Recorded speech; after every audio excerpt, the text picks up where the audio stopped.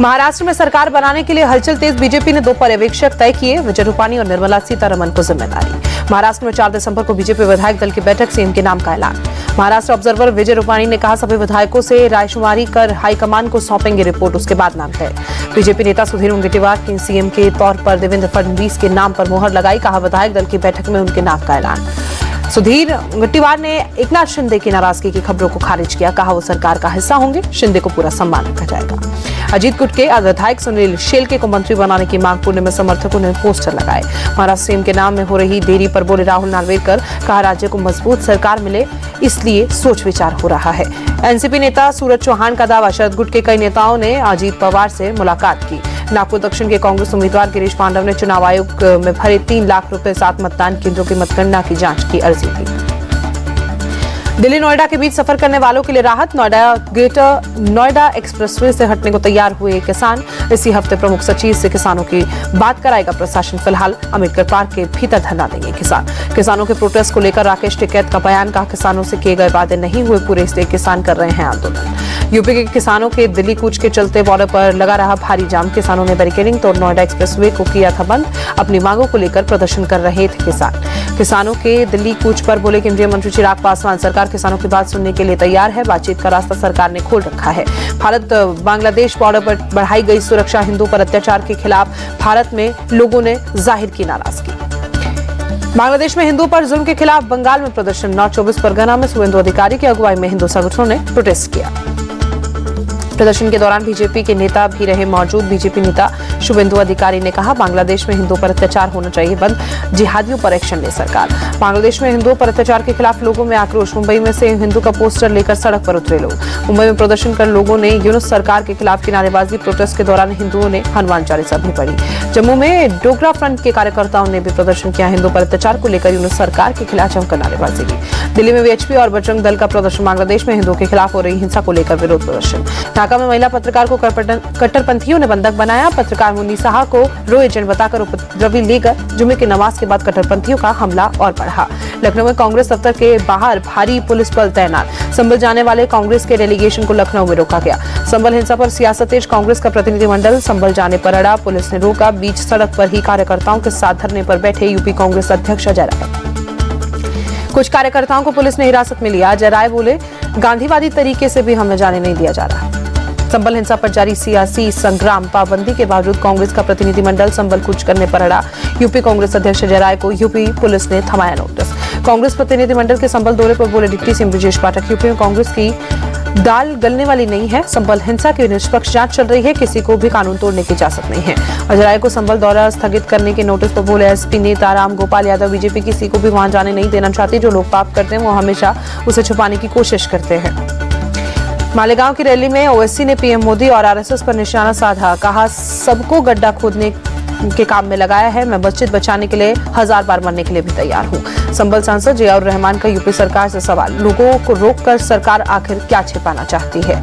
अजमेर दरगाह के सर्वे की मांग पर भड़के शिया धर्मगुरु मौलाना यासूब अब्बास, हिंदुस्तान में सिविल वार का माहौल बनाया जा रहा है।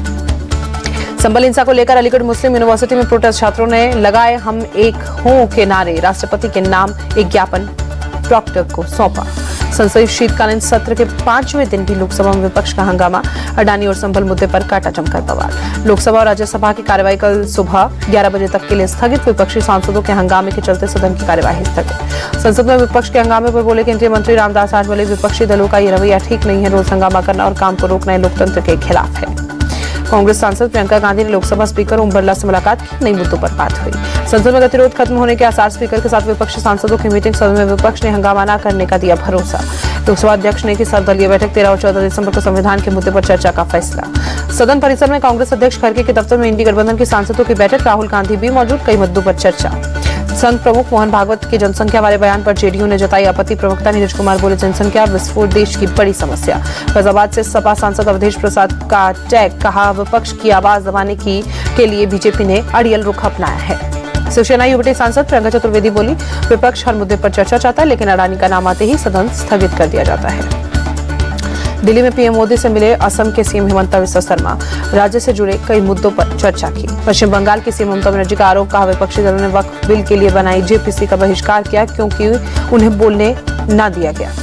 ओडिशा के ब्लू फ्लैग बीच जवानों ने किया फुल ड्रेस रिहर्सल। नौसेना दिवस के मौके पर राष्ट्रपति मुर्मू होंगी कार्यक्रम की मुख्य अतिथि। शिक्षाविद मोटिवेशनल स्पीकर अवध ओझा आम आदमी पार्टी में शामिल। अरविंद केजरीवाल की मौजूदगी में सदस्यता ली। पार्टी में शामिल होने के बाद अवध ओझा बोले, शिक्षा का विकास ही मेरी प्राथमिकता होगी। केजरीवाल बोले, शिक्षा के क्षेत्र में अवध ओझा का बड़ा योगदान, दिल्ली में शिक्षा को और मजबूती मिलेगी। बीजेपी ने कर्नाटक के विधायक बसकुरा पाटिल यत्नाल को दिया कारण बताओ नोटिस। राज्य स्तरीय पार्टी नेतृत्व के खिलाफ टिप्पणी करने के आरोप में नोटिस दिया गया। बिहार में पेपर लीक के शक में सीएचओ की परीक्षा रद्द। धोखाधड़ी में शामिल 37 लोगों को पुलिस ने हिरासत में लिया। दिल्ली मर्डर केस में पीड़ित के परिवार से मिले अरविंद केजरीवाल। कल नारायण में चाकू मारकर एक शख्स की हत्या कर दी गई थी। बिहार के गया में 19वें अंतर्राष्ट्रीय त्रिपिटक जप समारोह में उद्घाटन पर शांति मार्च निकाला गया। बड़ी संख्या में शामिल हुए बौद्ध भिक्षु। तुमकुर पहुंचे सीएम सिद्धारमैया, एक अंतर्राष्ट्रीय क्रिकेट स्टेडियम की आधारशिला रखी। तमिलनाडु में भारी बारिश के चलते बड़ी परेशानी। वेदालोर कलेक्ट्रेट भवन के पास भी जमा हुआ पानी। साइक्लोन फेंगल का दिखा रुद्र रूप। चेन्नई में 3 लोगों की मौत। पुडुचेरी में सेना ने 100 लोगों को रेस्क्यू किया। पुडुचेरी में सेना ने चलाया राहत बचाव अभियान। चक्रवात की वजह से भारी बारिश के बाद घरों में फंसे लोगों को निकाला बाहर। नाव के जरिए लोगों को सुरक्षित जगह पहुंचाया गया। भारी बारिश के बाद कमर तक लगा था पानी। तमिलनाडु के नीलगिरी जिले में भारी बारिश के चलते स्कूल कॉलेज बंद। मौसम विभाग ने पहले ही जारी किया था अलर्ट। तमिलनाडु के मुख्यमंत्री उदयनिधि स्टालिन के विलुपुरम इलाके का दौरा किया। चक्रवात फेंगल से प्रभावित लोगों को राहत सामग्री बांटी। उदयनिधि स्टालिन ने सड़क पर उतरकर हालात का जायजा लिया। चक्रवात फेंगल की वजह से हुई बारिश के बाद हुआ था जलभराव। कांचीपुरम में दिखा चक्रवात फेंगल का असर। भारी बारिश की वजह से कई इलाकों में जलभराव हुआ। लगातार बारिश की वजह से बांध हुए ओवरफ्लो। नदियों में भी बढ़ा जल स्तर। तमिलनाडु के वेल्लोर में भारी बारिश, लोगों के घरों में पानी घुसा, सड़कें जलमग्न। मौसम विभाग ने केरल में रेड अलर्ट जारी किया। आज भारी बारिश की संभावना। हैदराबाद के कई इलाकों में बीती रात बारिश, आम जनजीवन प्रभावित, गाड़ियों की रफ्तार थमी। दिल्ली के कई इलाकों में बहुत खराब श्रेणी में किया। इंडिया गेट के आसपास दिखी धुंध की मोटी परत। दिल्ली के एम्स इलाके में छाई स्मोक की परत। खराब श्रेणी में पहुंचा AQI। दिल्ली के अक्षरधाम इलाके में प्रदूषण बढ़ा, धुंध की मोटी परत दिखाई दी। दिल्ली के नेहरू पार्क इलाके में प्रदूषण बढ़ा, पूरे इलाके में छाई धुंध, विजिबिलिटी कम हुई। यूपी के आगरा में धुंध की चादर में लिपटा ताजमहल इलाके में बढ़ते प्रदूषण से वायु गुणवत्ता पर असर। मुंबई के कई हिस्सों में छाई धुंध, पांड्राकुल्ला कॉम्प्लेक्स इलाके में विजिबिलिटी कम। जम्मू कश्मीर के श्रीनगर में छाया कोहरा, तापमान में गिरावट। पीवी सिंधु ने खत्म किया 2 साल का इंतजार। चीनी शर्तों को हराकर जीता Syed Modi international badminton tournament का विमेंस सिंगल्स खिताब। पीवी सिंधु ने जीत को अपने करियर का अहम पड़ाव बताया। कहा, अगले कुछ सालों तक खेलूंगी, दिमाग में 2028 लॉस एंजलिस ओलंपिक बना रहेगा। पीवी सिंधु ने सोशल मीडिया पर अपनी खुशी जाहिर करते हुए लिखा, 2 साल 4 महीने और 18 दिन मेरी टीम, मेरा गौरव, फैंस और अपनी टीम का आभार जताया। भारत की त्रिशा जौली और गायत्री गोपीचंद की जोड़ी ने अपने नाम किया विमेंस डबल्स का खिताब। चीन की शटलर जोड़ी को दी मात। सैयद मोदी अंतर्राष्ट्रीय बैडमिंटन टूर्नामेंट में लक्ष्य सेन की शानदार जीत। सिंगापुर के शटलर को एक तरफा हराया, मेन सिंगल्स खिताब पर जमाया कब्जा। सैयद मोदी इंटरनेशनल सिंगल्स खिताब जीतने पर लक्ष्य सेन ने खुशी जाहिर की। कहा, आगामी टूर्नामेंट में अच्छा प्रदर्शन करूंगा। बिहार के मुख्यमंत्री नीतीश कुमार ने वुमेन्स हॉकी टीम का किया सम्मानित। सभी खिलाड़ियों को 10-10 लाख इनाम दिया। सपोर्टिंग स्टाफ को भी 5-5 लाख रुपए मिले। राजगीर में चीन को 1-0 से हराकर भारत ने जीता है women's Asian hockey champions trophy का खिताब। 6 देशों की टीमों ने लिया था हिस्सा। 12वीं फेम एक्टर विक्रांत मैसी ने एक्टिंग से संन्यास लेने का ऐलान किया। इंस्टाग्राम पोस्ट कर फैंस को चौंकाया।